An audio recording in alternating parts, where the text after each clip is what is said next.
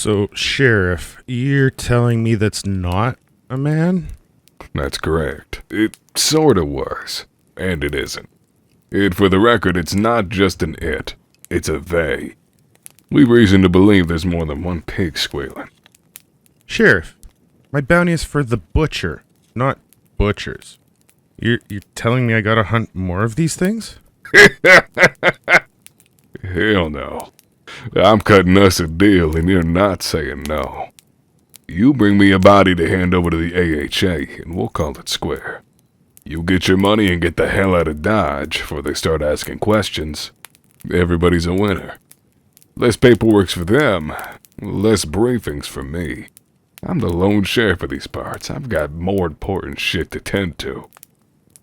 That clear? Crystal. Speaking of shit to tend to, you ready for your briefing? Yes, sir. Well, it all started with a lonely fella.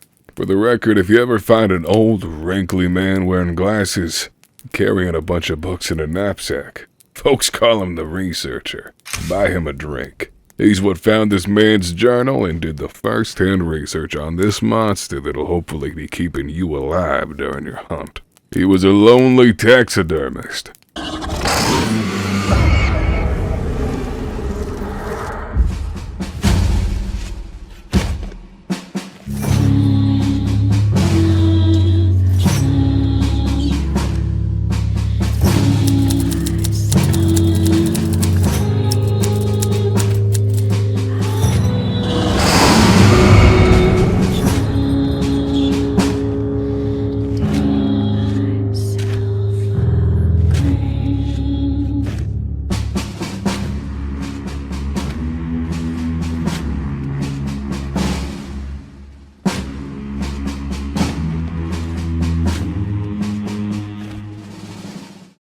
Ariel Dunois. He traveled to a few places trying to make a living. He'd head to a new town, post newspaper ads for shows selling tickets at his home, and he'd show you his collection. Rabbits, deer. Heard he had a bear cub one time. Hell, I wish I'd get to see that. All mounted and stuffed. But he wasn't big on smoke and mirrors. If you'd ask, he'd be gracious to show you the whole process of taxidermy. Took a lot of pride in it. Molding the shape out of clay, skinning the animal, tearing out the innards, stretching the skin over the mold, and strapping it down.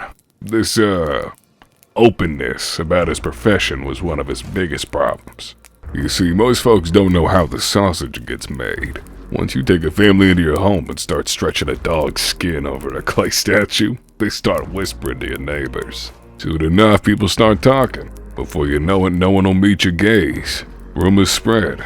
Suddenly you're declared a freak, an ungodly beast, and you're ran out of town. The more creative ones would even blame you for their cough. But fortunately for Mr. Dunois, there was plenty of coughing going on around that time as well. You're old enough, Hunter, you'd remember. The mysterious bayou plague. Swamp flu, some folks called it. Claimed many lives. Folks needed something or someone to blame. Mr. Dunois became that something. After getting ran out of every home he settled, he found himself making do in an abandoned warehouse. He used to belong to a butcher. With nothing but time in the wilderness around him, he continued his craft.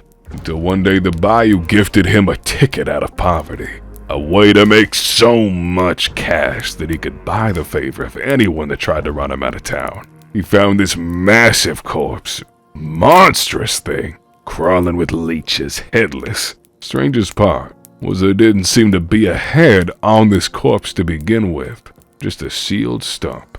He considered this to be his magnum opus. He wheeled the dead beast back to his shop and he started to work. For days he skinned it, treated it, molded it with clay.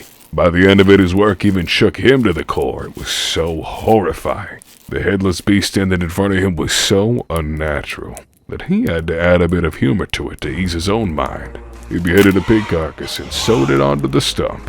Not headless anymore. This was where his journal entries ended. We don't know how, we don't know why. The bayou magic, if I was to guess. Or the work of the devil. Something spurred in that monster. his own creation, came to form and attacked Mr. Dunois in his sleep. I'll spare you the details, but it's safe to say he died as he lived. I'll hold on to these pictures I've got in the file. No sane man would want to see what that thing did to him. But since that day, we've been hunting this creature.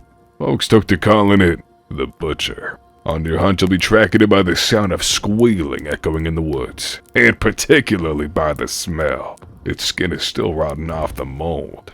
You couldn't mistake it for anything else. Once you've tracked it to its location, beware of a few things. 1.